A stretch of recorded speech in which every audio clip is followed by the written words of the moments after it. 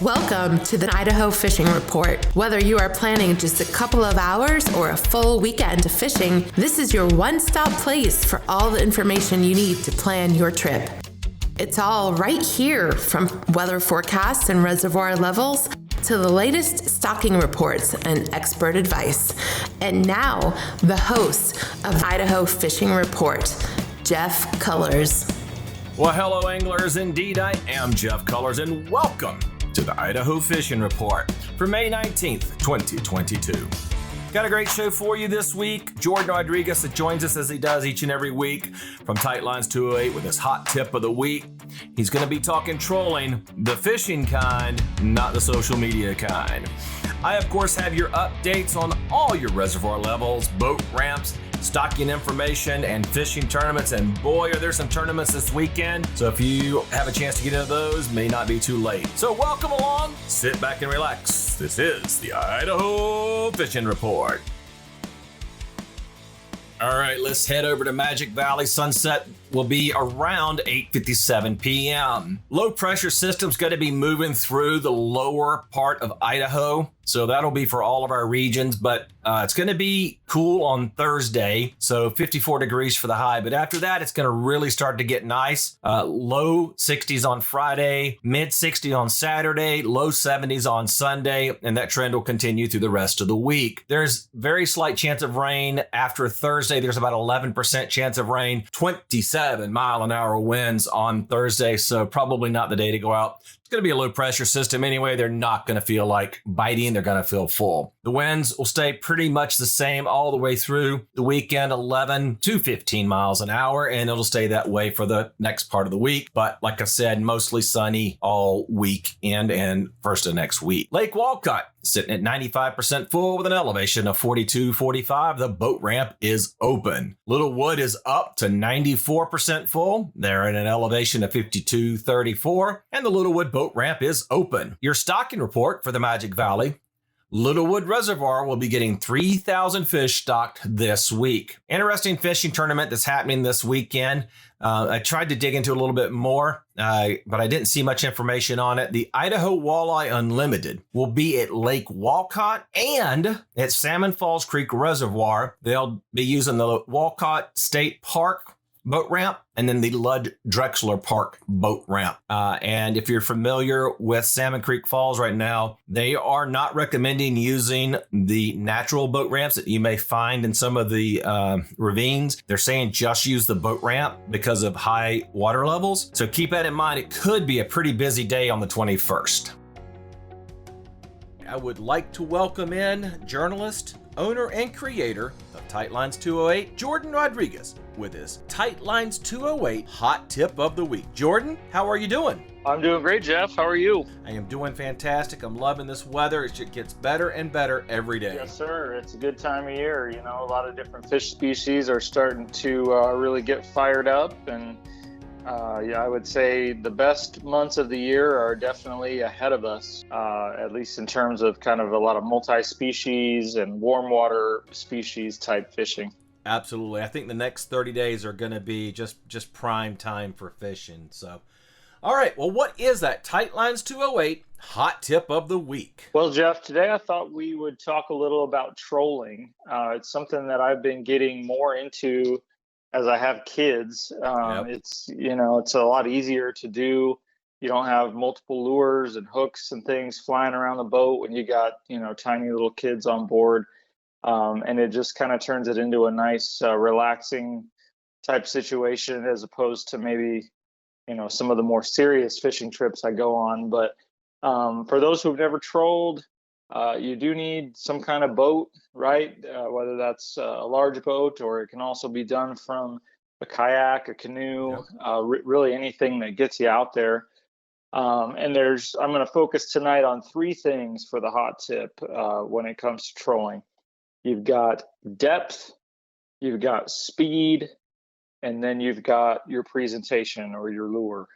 So depth really is crucial, and it really helps to have some electronics so you can identify where fish are schooled up, especially when it comes to things like kokanee which can really be anywhere from right near the surface to 100 feet down, depending on water temperature and time of year. So for anything in kind of that top, say 15, 20 feet of water column, or depth period, if you're fishing in some shallower water, you can accomplish a lot of things using just diving crankbaits that are designed to go to a specific depth. You can just run 1/2 ounce or even 1 ounce slip weights kind of up above a swivel, several feet ahead of your terminal lure tackle. You can do a lot of different things. There's kind of some trial and error involved to see, if I put a 1/2 ounce sinker, how far down does it go at this speed, and et cetera. But when you get into that right depth, you'll know it. You'll start getting the bites.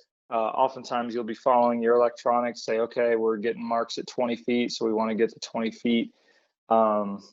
If you get into deeper water, or where the fish at least are in deeper water, some of those kokanee can occasionally happen with trout and even with panfish and things, that they're down deeper. That's where you kind of have to get into some different techniques and even equipment in order to make that happen. Sure.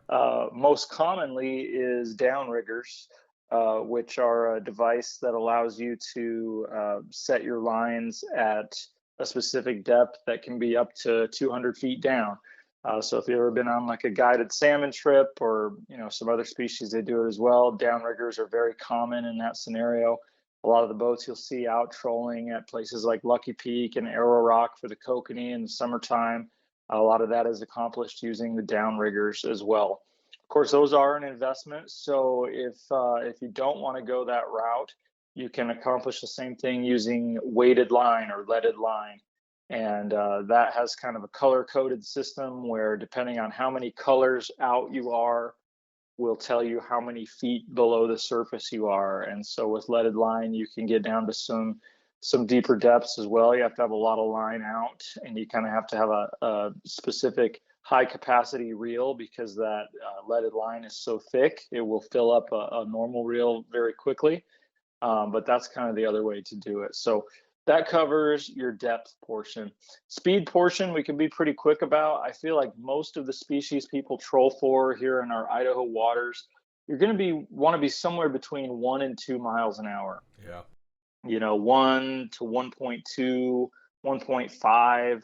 And that is a little bit kind of depending on the day, right? And that's something you can definitely toggle with as the day goes along. You maybe start out at 1.2. And if you're not having as much action, without changing anything else, maybe you bump up your speed to 1.5 or 1.7, and then you start getting more hits. So there are some larger predator species like a muskie or even a lake trout where you might want to be trolling more in like the 2 or 3 mile an hour range.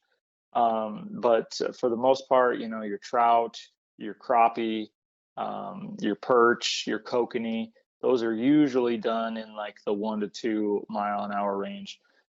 Actually, funny story, I had my kids out Sunday. We were trolling. It was quite windy. There was a situation where I had to increase my speed just in order to gain better steering control and get into some deeper water. And as I had it cranked up to about 3.5 miles an hour, I got slammed by a bass. So the fish are capable of swimming much faster than 1.5 miles an hour. But that seems to be a good kind of ballpark figure where they're most comfortable viewing something as a prey item that they can definitely outswim, definitely overtake, and capture as food. So, and then thirdly is your terminal tackle, and really break this into a couple different categories. For panfish, if you want to troll for bass will actually eat trolling. I don't really target bass trolling, but I usually catch them as bycatch trolling for panfish and even trout at times. Right. That's more of a crankbait situation. I like to use, some Rapalas and other cranks that dive to specific depths. And so rather than using, downriggers, I'll be using a 6-foot diver or a 12-foot diver, even up to 20-foot diver to target specific areas in the water column. Trout, kind of a mixed bag. You can catch trout on some of those spinner crankbait type models that might be more common with panfish. You can also catch trout on like wedding ring spinners and hoochies and things that veer more into the kokanee realm. So, and certainly you can get trout near the surface, and then sometimes you can get them deeper as well. So trout, you can kind of go either way. Kokanee to me is the most specific thing. Like there really is only one type of tackle that people use to catch kokanee. And because they are one of the more popular species to troll for, it's important to know you want to be using the small hoochies, which it looks like a squid, or a small wedding ring type spinner. Everything's very small and almost always will be used behind a flasher or a series of like spinning blades and things that are just a means of A, attracting the schools of fish, and B, those big flashers on there also cause your lure to move back and forth in the water in a way that's very enticing to the fish. So we have a local guy here, Kokobo Tackle, yep. And there's some others out there that make kokanee specific stuff. Because it is specific stuff, you'd be very unlikely to go out and troll with like, Panther Martins or crankbaits or some of your other more traditional type lures and catch many kokanee doing that. So if kokanee is the deal, then you want to make sure that you're using those size down things. And bait, also very important on the kokanee. Almost all the kokanee anglers will tip with some kind of corn as the bait of choice on the ends of those rigs. So a lot of information there to process, but those are the three main things. You got to be in the right depth of water. You got to be going at the speed that's going to entice the fish. And then obviously your lures and baits have to be the type of thing that your target species is likely to hit. Yeah, I agree. And I'll just add on here, I have trolled in everything from our canoe to our 22-foot pontoon boat. And we have caught everything with it. In fact, my wife caught that 32-inch bull trout in the canoe. I mean, it was almost as long as the canoe. So, you were talking about, just you got to have a boat, but it really doesn't matter what size boat you have. You can catch just about anything trolling, whatever size, boat you have. Yeah, absolutely. And, it's a good way. This is like a kind of a nerdy angler term, but it's a good way to cover water, yep. Right? Yep. Like you are not wasting time with cast and retrieves. And as I think we've talked about before on the show, on a retrieve, a lure is only doing what it's really designed to do for a certain portion of the retrieve, right? Like you got the first part, it's not dived to the right depth yet, then it's running properly, and then as you get closer to where you're standing, it comes up in the water column, which at times triggers a strike. But with trolling, they are doing what they're designed to do for virtually the entire time, once you have your line set and stuff. And so you can really cover a lot of different areas. And then if you're on fish, then it's tinkering with colors and lure choices and speed. But you can really kind of eliminate a lot of things rather quickly. And again, you're presenting to potentially a lot more fish than if you were stationary making casts. Yep. And one other thing I want to touch on too, and I know you talked about electronics, right? Having the depth finder, knowing where fish are, or setting, if you don't have a speedometer on your boat, you can a lot of times you can look at those electronics. That there are some folks out there that don't have those electronics on their boat, and one of the things that I have found to help me with that is if you've got a 2-pole permit, or if you've got more than one person on your boat, what I generally like to do is if you don't have electronics, you can select different crankbaits that go to different depths, right? So maybe I've got one that goes to 7 feet, maybe I got another one that goes to 15 feet. If my electronics aren't reliable, or if I don't have any, I can actually run a couple of different depths on that, and to kind of find where that is. Now, of course, you're playing, again, like you said, you're trying to find the right color, the right lure. But that is one way you can do it. And another thing that I have found too is a lot of times, even when I have my electronics working in good condition, I'll drop that crankbait in, and I will and I'll put it where I can see it right off the side of the boat. And I'll adjust my throttle, and I'll actually look at that crankbait and see how much wiggle it has. And that's what I'll set my speed at, kind of looking at how much wiggle it has or doesn't have. Yeah, well, and that's a great point, great way of kind of, going it without the electronics, or maybe your electronics go down. Seeing the lure, like you said, and seeing what the action is a great way to kind of gauge, is this something that is going to catch fish for me or not? And there's lots of ways to troll without like a big boat with fancy fish finders and things. One of the probably more aerobic ways to do it would be in a kayak with the foot pedals, right? Mm-hmm. And I see people doing that quite often, and some of those are pretty souped up, and they probably do have a finder that tells them how fast they're going. But if not, like you said, get that lure in the water, take a look at it, and kind of get your speed dialed in, and you can get a lot of things done that way without having a $2,000 fish finder on board. So it's a fun thing. Like anything with fishing, it does take some trial and error, and it takes some time to kind of identify the ways that you like to troll, the ways that are most effective for you and your target species. But once you have a couple things figured out, it sure is fun. And like I said, it makes it easier if you got a big crowd on board, or maybe if you have little kids like I do. Makes it a little safer and a little more enjoyable for everyone. Absolutely. All right, Jordan, well, how can the listeners find you, either on social media or at your website? Right. Well, Tightlines208.com is the website. I'm on Instagram as well. We do have a class coming up in June, a panfish class.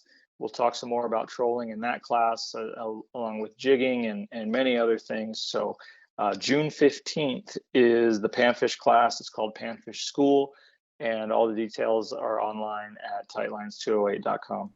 Outstanding. And if you get signed up to be a patron of the Idaho Fishing Report, we'll get you signed up to win a free ticket to that class. And you don't have to do anything but sign up to help support the show with a small monthly contribution, and you'll automatically get entered in to win a seat into Jordan's pan fishing class. Jordan, we thank you for joining us each and every week. Tightlines208.com. Check him out, visit one of his classes, or schedule a private fishing lesson with Jordan. Jordan, we'll talk to you again next week. Sounds good, brother. Thanks. Thank you.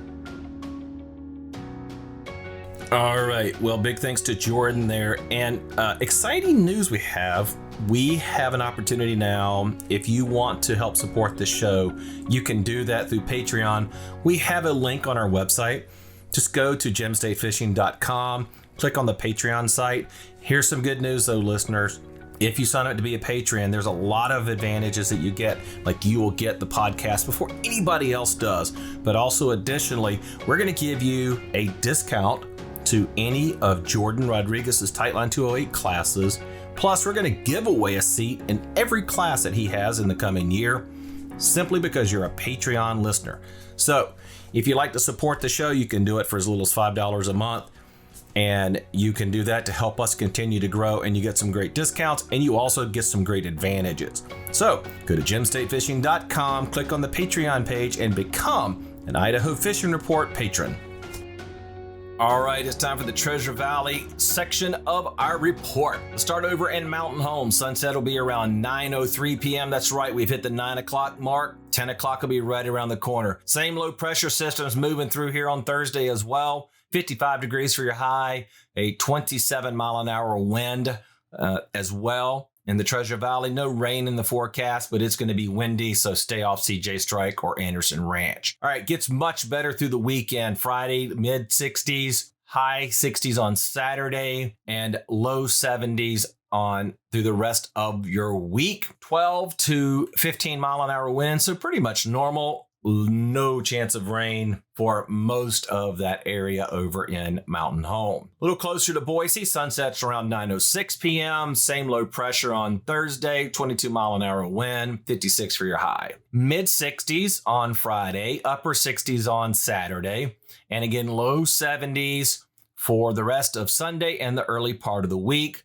9 to 12 mile an hour winds. Very, very slight chance of rain. Your reservoir level and boat ramp information for the Treasure Valley. Anderson Ranch is sitting at 54% full with an elevation of 4149. All boat ramps are open except Deer Creek and Pine. Arrow Rock is sitting at 83% full with an elevation of 3200. The high ramp and the low ramp are open. Lucky Peak is sitting at 72% full with an elevation of 3025. Only Spring Shores Main and Slips, along with Turner Gulch, are still currently open. Lake Lowell is at 62% full with an elevation of 2524. All ramps are open. There were no major stocking reports for the Treasure Valley. All right, if you remember in the intro, I said there was a lot of fishing tournaments, especially here in the Treasure Valley. So let's start at CJ Strike. On May 21st, the Snake River Bassmasters will be using the Black Sands boat ramp. Now, on May 21st, there are 3 different tournaments happening at Anderson Ranch Reservoir. The Intermountain Bass Anglers, the Boise Bass Busters, and the Idaho Bass Hunters will all be using the Curlew Creek boat ramp. Keep that in mind if you're headed to Anderson Ranch. And that is your Treasure Valley Report. Hey, guess what, listeners? We have a new website. That's right, it's gemstatefishing.com. Go there to check out all the links because you can get all the information we provide here. You can also contact us through the site. All right, time to head up the Double Nickel to the Cascade area. Sunset there will be around 9:08 p.m. That low pressure system's only going to have a high of 43 on Thursday with a low of 31. Going to be kind of hanging around up there Friday, only high of 54, low of 33 with afternoon showers. There's a 33% chance of rain. Saturday, your high will be in the upper 50s. Sunday and Monday, 60. And that pretty much rolls out the rest of the week through Wednesday. Partly to mostly cloudy. Saturday, there's a 24% chance of rain. Winds are pretty negligible, about 8 miles to 9 miles an hour up that way. Your reservoir level and boat ramp information for the Cascade area. Cascade's currently sitting at 77% full with an elevation of 4822. All ramps except French Creek are open. Deadwood is sitting at 61% full with an elevation of 5312. The Cozy Cove boat ramp, that's right, is open. Man Creek is up big time this week. They are 92% full with an elevation of 2886. Both the south and north ramps are open. Stocking. Payette Lake will have 5,000 fish stocked by Fish and Game this week. And there is one fishing tournament at Lake Cascade on May 21st. The Payette River Bassmasters will be using the Sugarloaf boat ramp at Lake Cascade. Hey, do you want to be part of the show? Email us with questions or your fishing report from your last trip. You can email us at gemstatefishing208@gmail.com. Want to send me pictures of your fish? Send it to myfish@gemstatefishing.com. And if you have questions about the show or want something answered, email us at questions@gemstatefishing.com. All right, heading over to the Idaho-Oregon border. Sunset will be around 9:15 Mountain Standard Time. 56 degrees for your high on Thursday, partly cloudy, 21% chance of rain with an 11 mile an hour wind. 11% chance of rain on Friday, a 24% chance of rain on Saturday, highs in the mid-60s, lows in the mid-40s, 7 to 9 mile an hour winds. After Sunday, the rains dissipate. You'll see a high in the low 70s, upper 60s, all the way through Wednesday, 8 to 9 mile an hour winds. At Brownlee, the reservoir is currently sitting at 2066 and all ramps are open. It is almost full. That is your report for the Snake River Reservoir area. You can find us on Facebook groups or you can follow us on Twitter at Idaho_report. All right, it is time for that moon phase report. We are coming out of the full moon from the 17th. The last quarter will be on May 22nd, and the new moon will be on May 30th. The perigee was just a couple of days ago on May 17th. The next apogee, or when the moon is furthest away from the Earth, will be on June 1st. All right, as I just said, we're coming out of that full moon.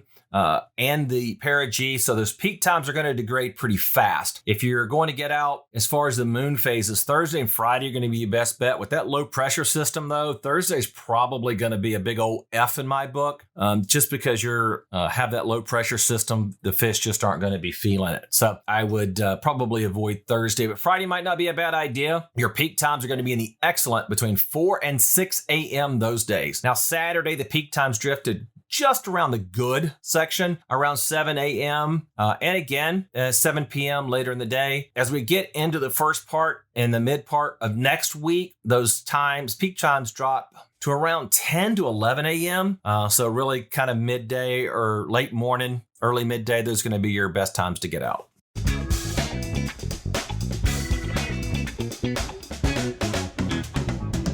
Another show is in the books. It has been a fantastic week. I had really hoped to get out and do some fishing this week, but life just got in the way again and wasn't able to do it. But I do have a big trip coming up here, and I'll kind of preview that with you. It won't be in time for our next show. I'll actually have to record that one a touch early. But after the weekend after our next show, I am going to be doing some walleye fishing. And that's why Jordan and I were talking walleye fishing a couple of weeks ago. Got a big trip planned for that. So going to be gone for 3 days. So going to plan on giving you some updates from that, and also going to be posting some video to our YouTube page. If you haven't been to our YouTube page, find us on YouTube at Gem State Fishing, and you'll see it there. I've also done some unboxing videos of some mystery tackle boxes that I found at my local Winco, so you might want to check those out as well too. But how about that grade? Well, I will tell you what.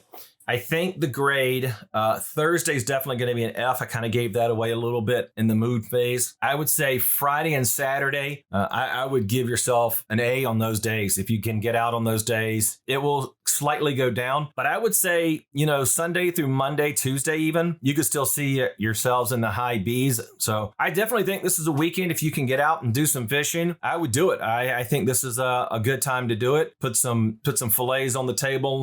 All right. Well, that's going to wrap up our show for another week. So happy to have you along with us. Thanks to Jordan Rodriguez, as always, from joining us from Tightlines 208, as he was talking about trolling, one of my favorite ways to fish, especially when you have kids on the boat or new people on the boat. It's a great way to get them into fishing and without having a whole lot of things go wrong, as Jordan said. So thanks to him, Tightlines 208, for coming out. And again, sign up, go to our Patreon page at gemstatefishing.com, become a patron of the show. If you do, you'll automatically get entered to win a free seat into his next class, which of course is pan fishing on June 15th. So please get signed up for that. We're going to give out away to one lucky listener. Happy to have you along with us. As always, I'm Jeff Cullers. I appreciate you joining us at the Idaho Fishing Report, and I'll see you on the water.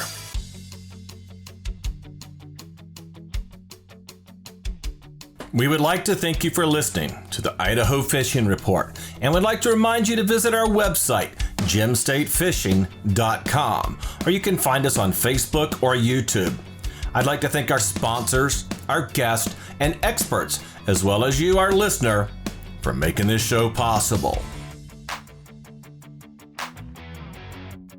This has been an Old Man Studios production. Join us next week for another episode of the Southern Idaho Fishing Report.